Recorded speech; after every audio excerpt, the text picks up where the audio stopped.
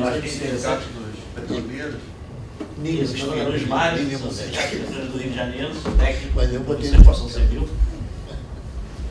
Amo a empresa de vocês, espero que vocês amem a nossa, Petrobras, e as outras subsidiárias.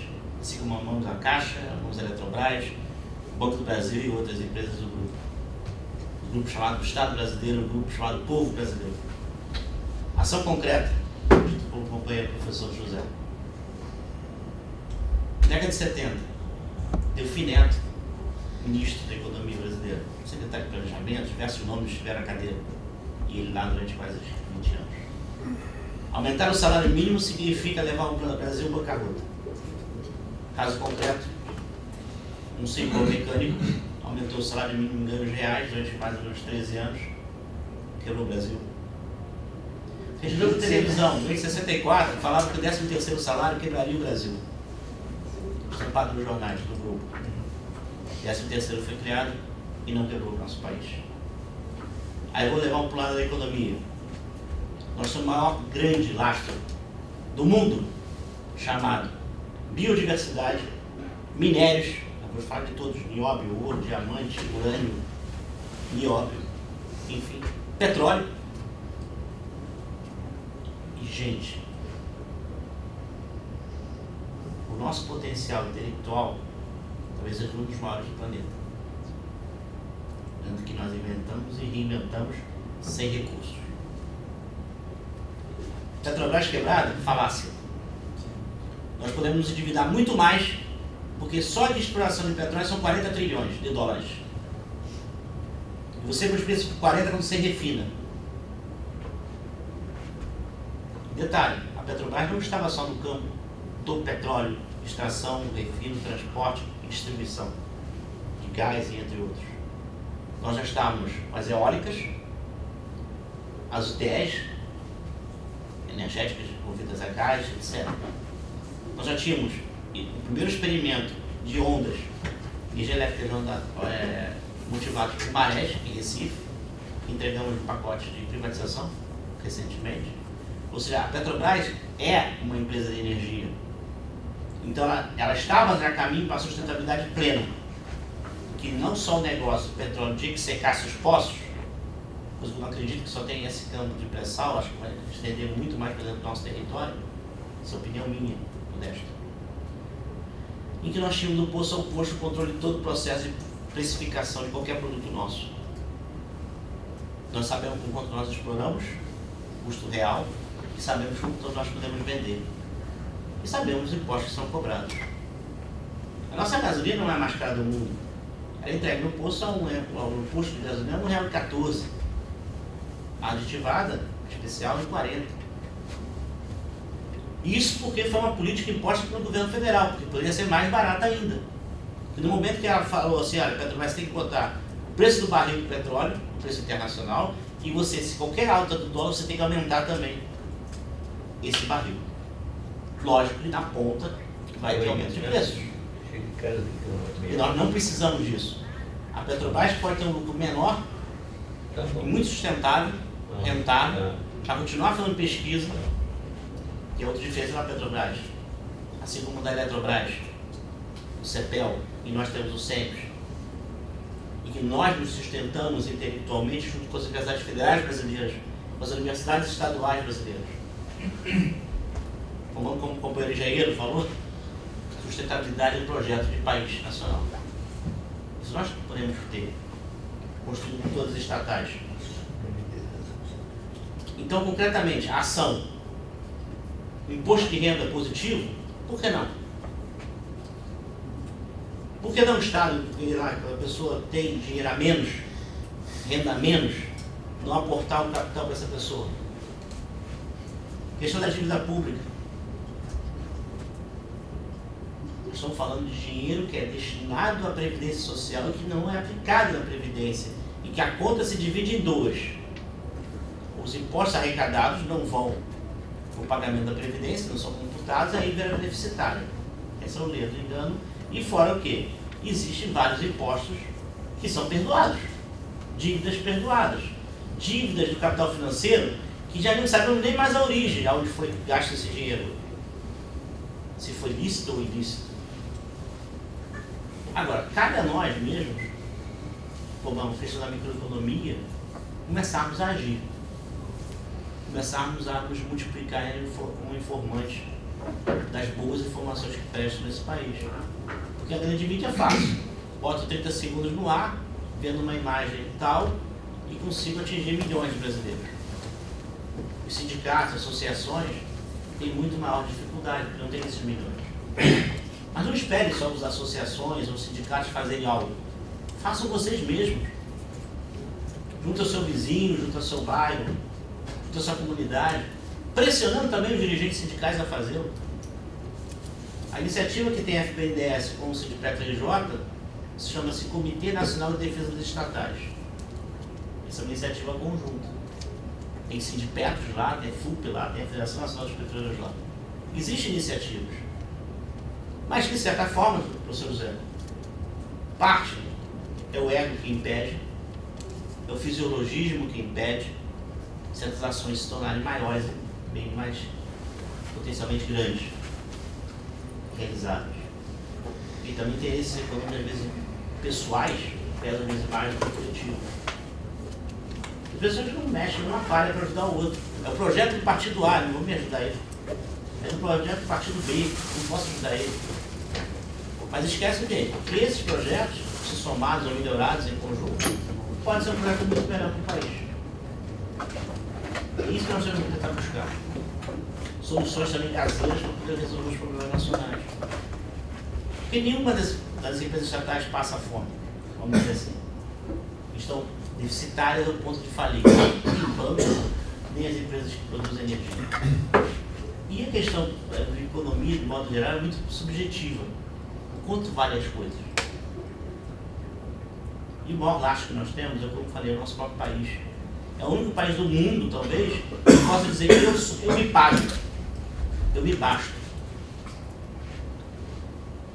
Com tanta riqueza que nós temos. Só precisamos investir mais nas pessoas, mais na educação. Porque esse é o caminho que ele vai libertar a gente. É a educação. Pode ser de médio e longo prazo? Sim, investimento de médio e longo prazo. Mas é necessário começar algum dia. Se começou com uma oferta de vagas, foram construídas 50 escolas técnicas federais a mais, foram construídas mais 50 federais universitárias a mais, e nunca se deu tanta bolsa no exterior. Se deu não, se concedeu, através do dinheiro público, bolsas no exterior, como se deu nesse período de 13, 14 anos. Faltou qualidade, isso é essencial. Faltou qualidade de formação de professores que fossem revolucionários. Porque senão não estaríamos vendo as coisas que estão hoje, que é meio a letargia. Das pessoas que se beneficiaram com a melhoria e das pessoas que já tinham essa benéfica de toda a sociedade investindo na sua educação, não reconhecerem isso. Eu sou fruto de escola pública, do meu primário à minha faculdade. E eu honro isso. Eu procuro devolver ao povo aquilo que o povo investiu em mim. E se cada um de nós fizer um pouquinho assim, como o professor José faz, o Daniel, o Thiago, todos aqui talvez façam, a gente vai começar a realmente produzir uma coisa melhor. É dureza, é difícil chegar num salão como o nosso salão sindical, que tem 300 pessoas, só ter 10, ou só ter 0. A nossa política lá de formação está assim, pode ter 0 alunos ou 0 espectadores. Nós vamos fazer a palestra, a transmissão ao vivo, no Facebook, stream, né, que o pessoal chama, e vamos gravar e deixar disponibilizado no YouTube. E de 6 em 6 meses vamos realocar de novo tudo na rede, como fosse tudo novo. Para todo mundo ficar sabendo. Quem não for vai poder acessar a informação. De qualquer assunto, sindicato.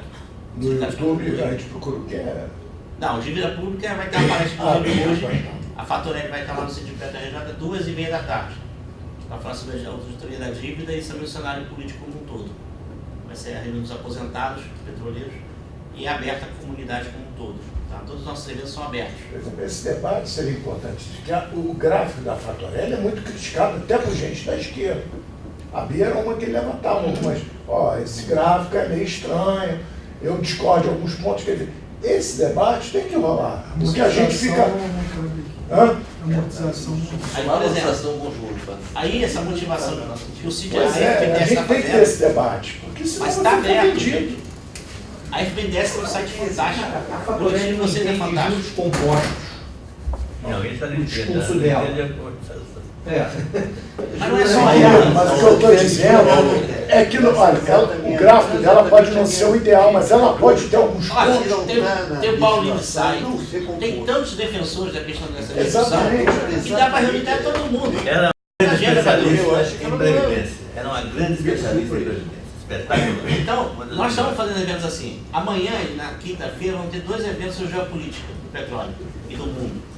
Um geopolítica do Oriente Médio, às 5 horas da tarde, 5h30 também, no sindicato. E no dia seguinte, geopolítica brasileira e mundial. Também falando sobre petróleo e a realidade do nosso país. Está rolando todo mês, nós estamos fazendo eventos lá. E a FBN sabe fazer a mesma coisa. Só que nós temos que convidar, nós fizemos. De ontem à noite, quando eu recebi o seu convite, já postei para todos os apps que tinham no aparelho celular para convidar. Mas é isso que acontece. É esse investimento. Tem 10 pessoas? Vamos tentar aumentar para 15. Cada um chama mais um. Daqui a pouco vai precisar de um auditório de 2.000 pessoas. Mas esse é o grande recado que o professor deve estar querendo transmitir. A gana por mobilização. É aquilo que cabe cada um de nós fazer. Desculpa, Simone? Mas, gente, olha só, a Nereida queria fazer uma pergunta. Desculpa, Cláudio Abreu também. é só uma introdução, o que ele falou, só uma rapidinha. Mobilização. E eu fiquei assim, animadíssimo ontem, no meu colégio, Pedro II na rua, na porta do colégio militar. Né? E aí o Zé Trajano, que escreve na TVT, apresentou um vídeo do Brizola, que é outro meu ídolo, assim, entendeu? Então, estudante, e ele fazendo um discurso dizendo o seguinte: jovens, tomem nas mãos, entendeu? O destino está com vocês, e vocês, os estudantes, é que podem mobilizar, que a gente velho não consegue mais. Entendeu? Era um discurso dele que ele fez, um histórico desse, e junto com o pessoal do Pedro II na porta do colégio militar. E parece que o pessoal do colégio militar estava batendo da mão no Pedro II, hein? Não é? Uma coisa maravilhosa. Eu também, minha intervenção é mais essa questão da mobilização do que exatamente uma pergunta, mas eu não estou desmotivada. Eu acho que a gente tinha que botar, eu acho que a gente tem que se mostrar na rua, acho que a gente tinha que botar uma mesinha na frente do banco, uma tela e ficar ali passando o professor Zé, por exemplo, falando alguma coisa sobre a Previdência, passando a defesa do banco, a gente se revezando ali naquela banquinha para entregar alguma coisa, para mostrar alguma, ou de divulgar o sindicato, divulgar os canais do YouTube. Ou própria AFBNDES tem um canal do YouTube para mostrar os vídeos de defesa do banco. E a gente está na rua, enquanto o BNDES não deixar de ser ameaçado, a gente tem que ter uma banquinha ali na rua, nossa, e a gente se revezando ali com uma tela, com papéis, entendeu? E também fazer reuniões, a AFBNDES está trazendo muita gente para falar, tá ótimo. Eu estou vendo, só que tem que fazer as reuniões entre nós também na FBNDES. Por exemplo, 2 jornais atrás, um grupo se reuniu para falar, escrever um artigo no jornal que a gente tem que se mobilizar, que a diretoria não vai propor nada para o banco, mas que a gente tem que propor. Então, falta também o espaço da gente se reunir entre a gente, entendeu? Para discutir o que nós vamos propor, o que nós vamos lutar, o que nós vamos propor para a diretoria também, os projetos. Tem tantos projetos. Eu trabalho na área de risco de micro e pequenas empresas. Eu acho que o BNDES tem que começar a operar com micro e pequenas empresas diretamente, porque os bancos privados, eles não repassam nosso dinheiro barato para as micro, pequenas e médias empresas.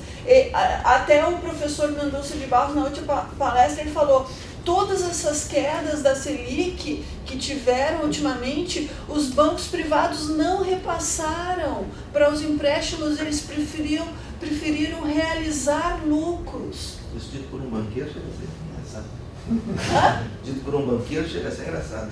Você sabe por que eles não emprestam? Você conhece algum microempresário que tentou pegar uma linha do banco? Conheço amigos meus que chegaram de se ajoelharam, cadê a linha? Foram do Banco do Brasil, se ajoelharam para o gerente. Eu tenho um primo que tentou pegar com um negócio, isso assim. Qual é o problema disso?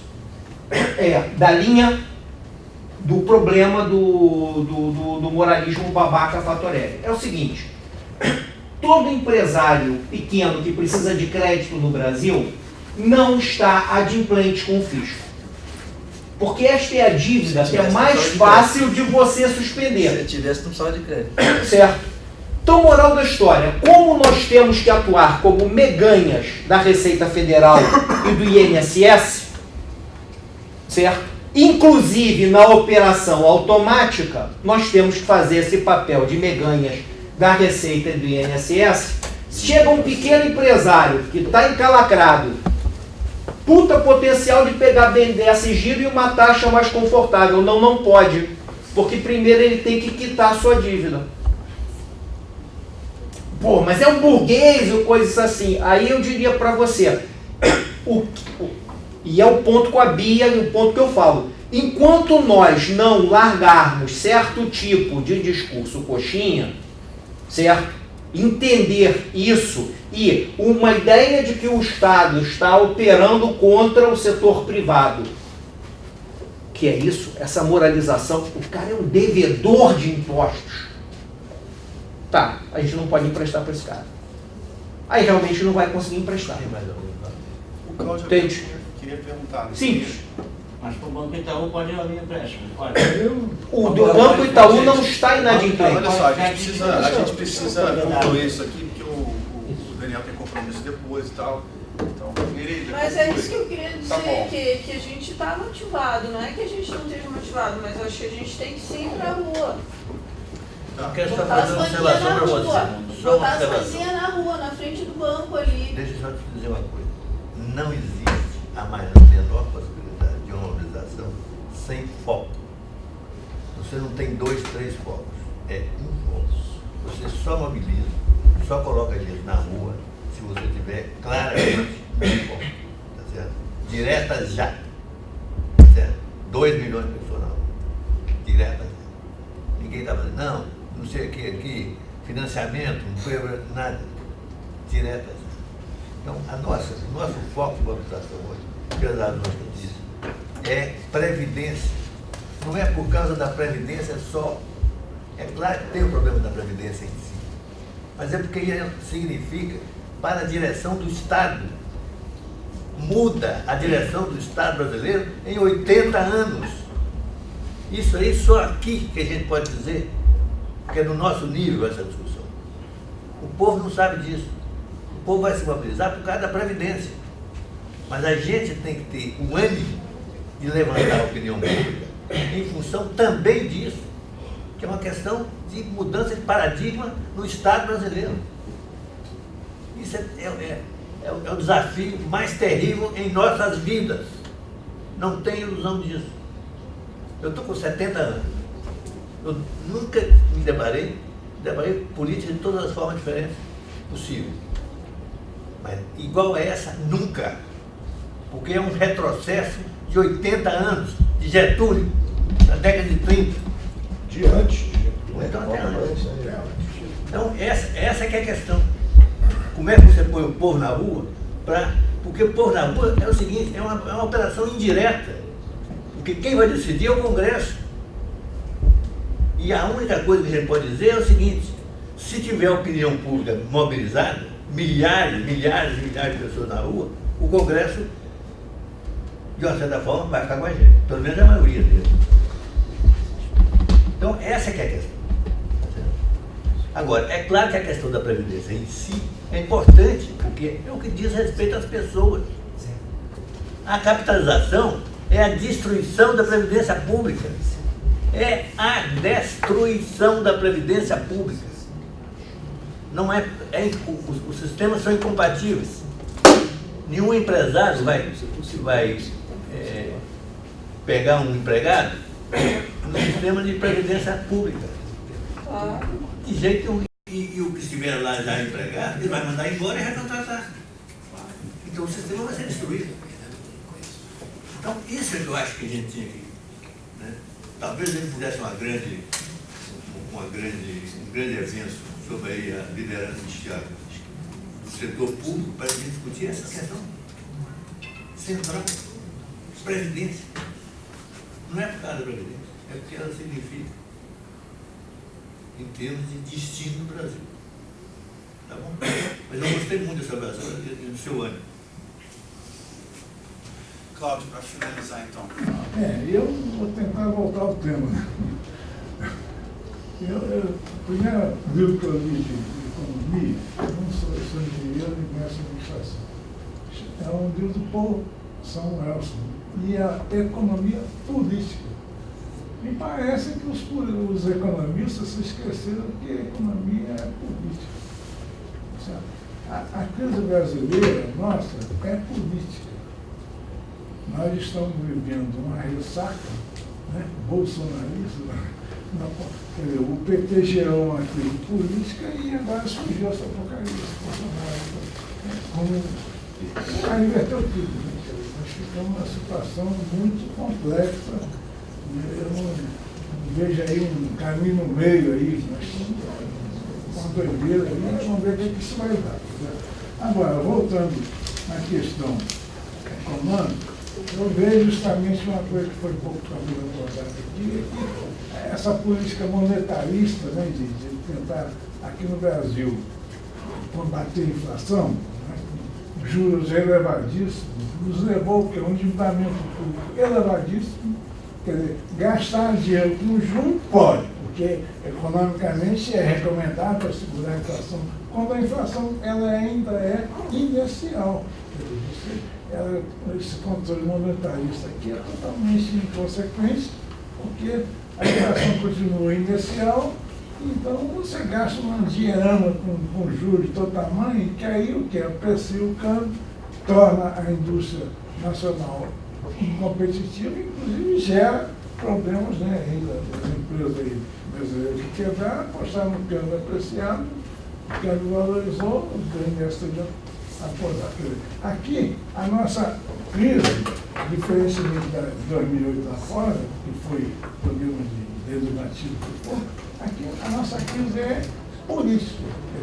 O PT alavancou demais, né, na corrupção, houve uma reação, estamos numa recessão de porra, eu não sei como é que nós vamos sair, porque acabou resultando num governo totalmente maluco e hoje está aí, o Olavo brigando com o militar, menos que vai ver isso aí.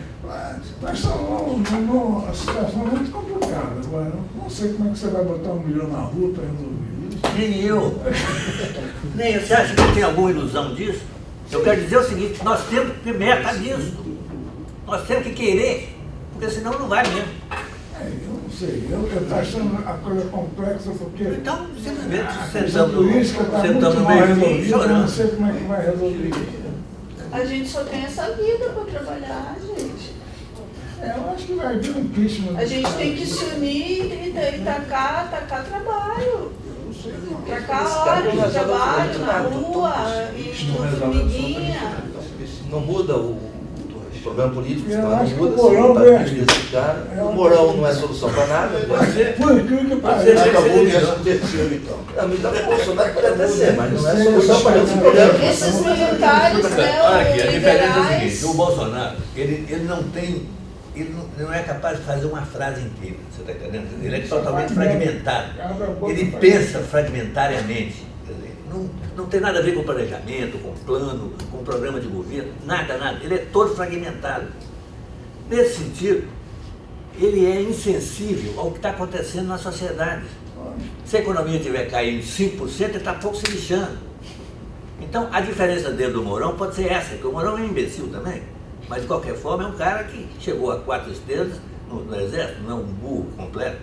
De repente, ele vai ter a pedagogia da realidade em cima dele.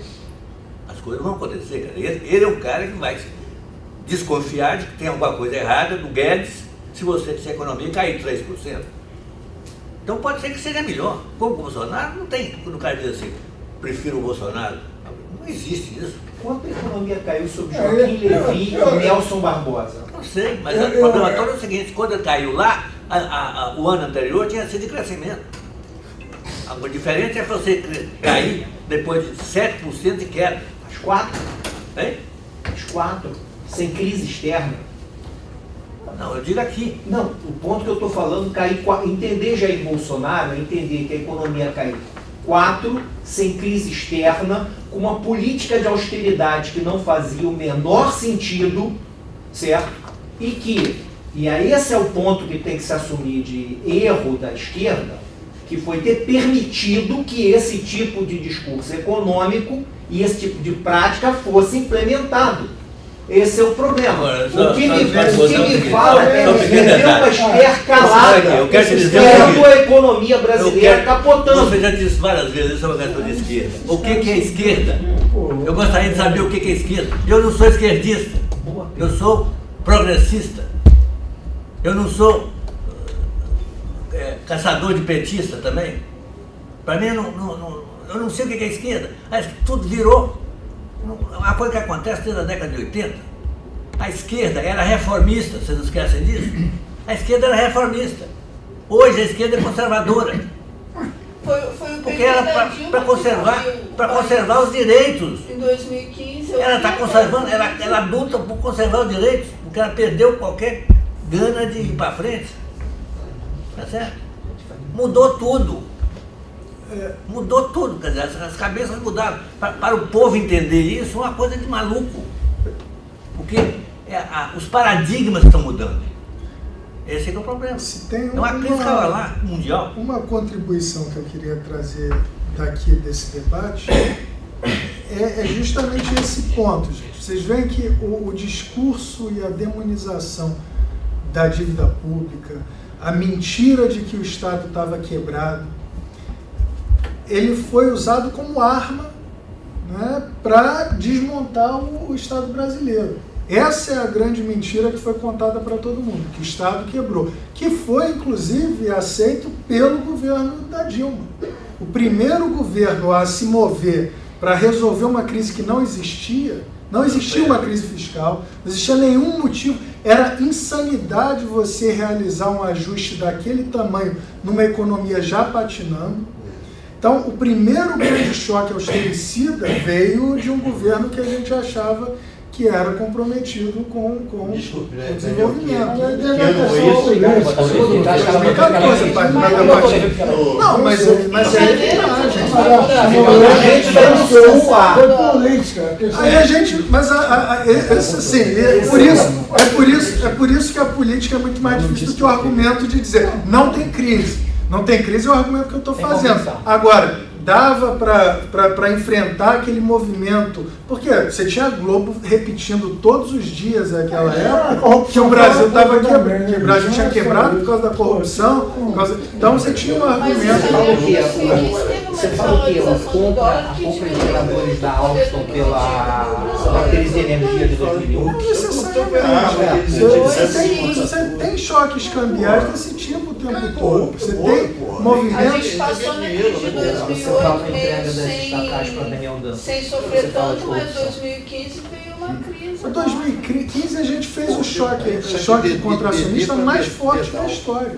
Então 2014, aí era para não ter tido desvalorização. Se o argumento fizesse sentido de que havia um descontrole fiscal que poderia produzir uma desvalorização futura, não era para ter acontecido em 2015, logo depois da gente ter retirado qualquer tipo de estímulo razoável para a economia continuar andando para frente. O que a gente fez foi remover todo o incentivo para que a gente continuasse operando minimamente saudável.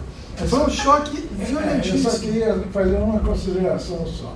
Quer dizer, eu acho o seguinte, se você se endividar, tá certo? O Estado se endividar, o projeto novo, bem 10 tesouros, se ele fosse feito com a condição de que o rendimento desses projetos financiados cobrisse, ou mais que cobrisse os juros que o governo está pagando, está totalmente viabilizado, tá certo? Cláudio, só para radicalizar. Eu não concordo com o projeto de fazer uma TJLP totalmente negativa, né? Quer dizer, e aí gerar uma despesa muito grande. Mas esses cálculos têm que ser feitos. O ponto da questão toda a gente tem que encontrar, por exemplo, o BNDES um mecanismo de financiamento. O ponto dessas duas últimas horas aqui foi justamente gente emite também. eliminar uma restrição para a gente fazer esses cálculos. Esse cálculo ele pode ser feito, mas ele precisa ser feito não para combater a dívida, mas para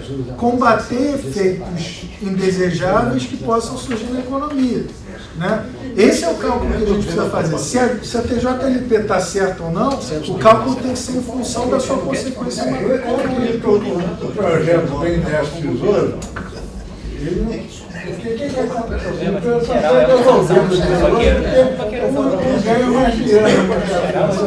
vai acontecer? Mas sem demanda, no final das contas, a forma de estimular o investimento privado é garantindo que haja demanda para ele vender. Você pode oferecer juros zero, que o cara não tem por que dar empréstimo. Mas aí você vende para confiança, né? Isso é a palavra maldita. Esse negócio de confiança. Você tem que ter demanda. Você tem que ter demanda. Não, o governo tem que uma gastar. fadinha que anda por aí. Aí seria confiança. Essa dúvida demanda. Não, você está falando de conversa aqui. Gente, acho que é melhor a gente almoçar, hein? Não, é verdade. Grande. 14 de julho. O governo não existe. Bom, Então vamos encerrar aqui. Vocês têm comentários finais. comentário final, muito rapidamente, gente. O que eu acho que a gente precisa amarrar o ponto central. A única restrição que não faz sentido a gente continuar impondo sobre os nossos estados é a necessidade de evitar o endividamento. Por todas as outras a gente tem que se preocupar. Risco inflacionário, se a gente estimulou demais, se estimulou o setor errado, tudo isso faz sentido ser avaliado. Mas não essa preocupação de que o Estado está perto de quebrar porque se endividou demais. É só esse o ponto. Eu diria que, acho que para os amigos engenheiros aqui, eu acho que vocês têm todo o direito do mundo de odiarem os economistas. Assim, com todas as forças, porque a gente tem inviabilizado o potencial que viria da criatividade humana, da engenharia, de fazer muito, muito mais pelas nossas sociedades, de produzir muito mais, melhor, produzir de maneira mais sustentável. Aí vem a proposta, por exemplo, do empregador de última instância associado a uma inversão do sistema produtivo para algo mais sustentável. Tudo isso seria possível se a gente parasse de fingir que existe uma escassez que não existe. A escassez que faz sentido lidar é a escassez material. Vamos tentar aumentar a produção. Não é financeira. Essa que a gente inventou e que impede todo o resto. Um exemplo que eu costumo dar, os Estados Unidos, em 98, chegaram perto de fazer o maior acelerador de partícula do universo, talvez, do mundo certamente, né? A gente não sabe o que outros planetas têm, mas ele ia ser 2 vezes maior do que o CERN.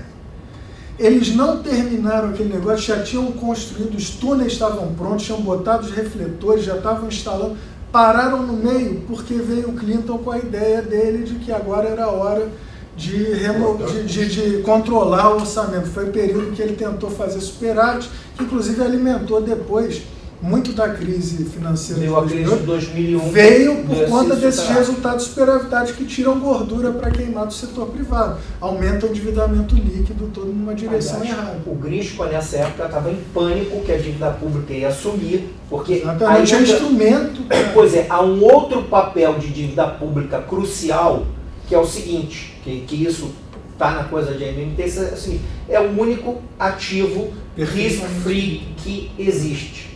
Então, o que acontece? A base de um sistema financeiro é dívida pública, certo? Até porque a moeda é uma dívida pública. Exatamente. Se a gente não tiver dívida pública, não tem nada a circular. A gente para de fazer compras. Ela é uma consequência inevitável do fato da moeda ser uma dívida pública. E o outro ponto, pensa no Golden Age do capitalismo. Você vem de um período em que você teve uma injeção gigantesca de dívida pública no sistema privado, de acúmulo de riqueza financeira desse tipo, que deu a gordura para os Estados Unidos sobreviverem décadas sem uma crise. Né? Então, esse é um ponto também, a gente precisa entender, é um colchão de proteção. Dentro do assunto, tem uma colocação do Rezende que eu acho muito importante, que é que o juro poderia ser aquele que... O Banco Central quiser, na verdade. Ele já é, né? A taxa referencial já é. Isso aí eu acho uma coisa um importantíssima, né? Isso aí nós esquecemos até de falar, foi bom você lembrar. O juro da dívida o Banco Central coloca o juro onde quiser. Porque o crescimento econômico, a dívida Deixa eu até- aí está. Né? Aqui para encerrar, deixa eu dizer uma coisa. Eu estava dando uma aula naquela época do curso do LES, aqui com o pessoal do BNDES. Aí um grupo heterogêneo para burro, né? Mas tinha gente da Fundação do Getúlio Vargas. O cara sentava lá. Aí no meio da exposição eu estava fazendo, eu disse, não, o Banco Central fixa o juro onde quer. O cara falou, é o mercado. Aí eu falei, mas como é o mercado? Você sabe o que o cara fez? Foi embora, saiu, levantou e foi embora. Bom, eu acho que estamos encerrando, né, gente? Isso, sim. Obrigado, vamos encerrar. Bom, Gente, obrigado. Acho que foi um debate. claro,